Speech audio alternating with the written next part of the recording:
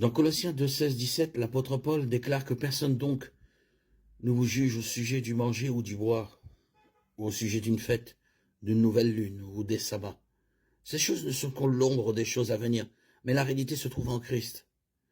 De même, Romains 14, 5 déclare « L'un regarde tel jour comme un autre, l'autre regarde tous les jours, comme s'ils étaient égaux. Que chacun ait dans son esprit une pleine conviction. » Ces écritures montrent clairement que, pour le chrétien, l'observance du sabbat est une question de liberté spirituelle et non un commandement de Dieu. L'observance du sabbat est une question sur laquelle la parole de Dieu nous demande de ne pas nous juger les uns les autres. L'observance du sabbat est une question dont chaque chrétien doit être pleinement convaincu dans son esprit. Dans les premiers chapitres du livre des Actes, les premiers chrétiens étaient principalement des Juifs.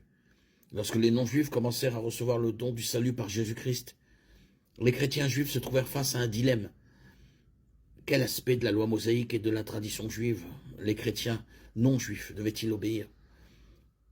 Les apôtres se réunirent et discutèrent de la question au sein du concile de Jérusalem, acte 15. La décision fut la suivante. Je suis donc d'avis que nous ne fassions pas de difficulté aux non-juifs qui se convertissent à Dieu, mais écrivons-leur pour leur dire de s'abstenir des aliments impurs, des idoles, de l'impudicité, des viandes d'animaux étouffés et du sang.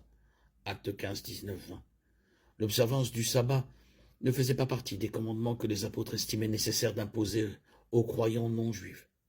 Il est inconcevable que les apôtres aient négligé d'inclure l'observance du sabbat, si c'était le commandement de Dieu pour les chrétiens, d'observer le jour du sabbat.